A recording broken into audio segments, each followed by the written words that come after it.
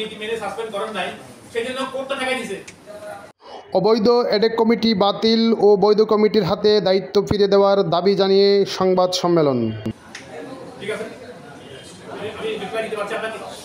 Chittagong diabetic সমিতির সভাপতি অধ্যাপক জাহাঙ্গীর চৌধুরী বলেছেন, চট্টগ্রাম ডায়াবেটিক হাসপাতাল কোনো ব্যক্তি বা গোষ্ঠীর সম্পত্তি নয়, এটি হাজারো রোগীর জীবন বাঁচানোর একটি প্রতিষ্ঠান।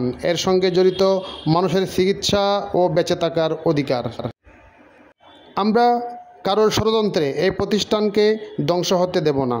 আজ মঙ্গলবার দুপুর 12টায় নগরীর জামাল খান সিনিয়র্স ক্লাবের আয়োজিত সংবাদ সম্মেলনে লিখিত বক্তব্য পাঠ করেন তিনি।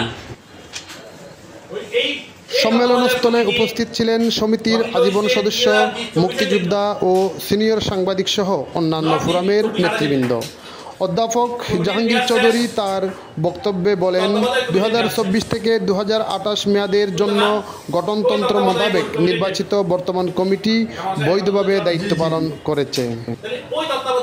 তিনি স্পষ্ট ভাষায় উল্লেখ করেন, বৈধ কমিটি বিদ্যমান থাকা অবস্থায় কোনোভাবেই এডক কমিটি বা তত্ত্বাবধায়ক কমিটি গঠন করা আইনসঙ্গত নয়।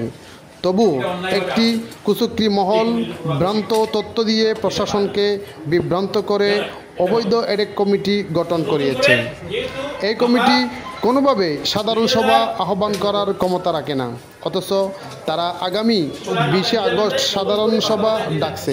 তিনি ঘোষণা দেন, আমরা এই সভাকে অবৈধ ও বেআইনি গঠনতন্ত্র বিরোধী বলে বর্জনের আহ্বান জানাচ্ছি।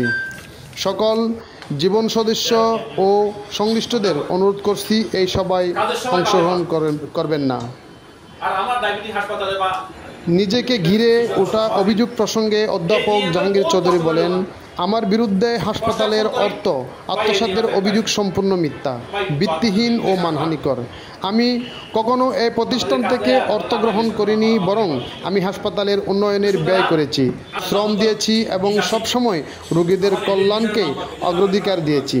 তিনি অভিযোগ করেন, কিছু বেতনভুক্ত কর্মকর্তা ও একজন দুর্নীতিগ্রস্ত নারী ব্যক্তিগত স্বার্থে মিথ্যা প্রচারণা চালাচ্ছেন। তাদের বিভ্রান্তিকর কর্মকাণ্ড হাসপাতালের সুনাম নষ্ট করেছে এবং প্রতিষ্ঠানটিকে ধ্বংসের দ্বারপ্রান্তে ঠেলে দিচ্ছে। সংবাদ সম্মেলনে অধ্যাপক জাহাঙ্গীর চৌধুরী সরকারের কাছে 3 দফা দাবি উত্থাপন করেন। 1 নম্বর, অবিলম্বে অবৈধ এডেক কমিটি বাতিল করতে হবে। 2 নম্বর, নিয়মতান্ত্রিকভাবে নির্বাচিত বৈধ কমিটির হাতে সমিতির দায়িত্ব ফিরিয়ে দিতে হবে। 3 নম্বর, হাসপাতাল বিরোধী ষড়যন্ত্রকারীদের চিহ্নিত করে আইনের আওতায় আনতে হবে। তিনি আরও বলেন, এই দাবি শুধু আমাদের ব্যক্তিগত নয়, এটি চট্টগ্রামবাসীর দাবি। কারণ চট্টগ্রাম ডায়াবেটিক হাসপাতাল ধ্বংস হলে হাজারো রোগীর চিকিৎসা ভবিষ্যৎ অন্ধকার ঢেকে যাবে।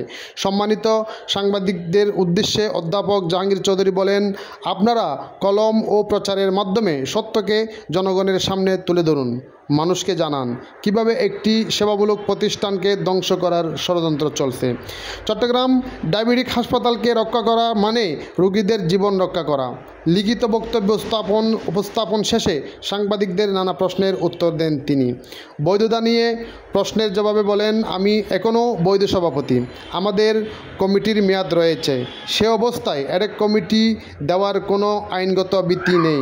দুর্নীতির প্রসঙ্গে সাংবাদিকদের আরও এক প্রশ্নের জবাবে তিনি বলেন, আমার বিরুদ্ধে যে অভিযোগ আনা হয়েছে তা সম্পূর্ণ উদ্দেশ্য প্রণোদিত। দুর্নীতি দমন কমিশন ও প্রশাসনের নিরপেক্ষ তদন্তে আমি নিঃসন্দেহ নির্দোষ প্রমাণিত হব।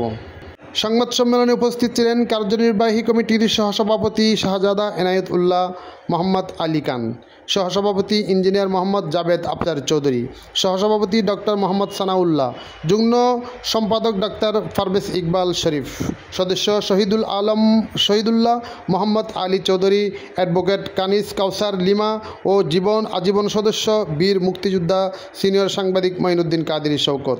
আজকে সংবাদ সম্মেলনে উপস্থিত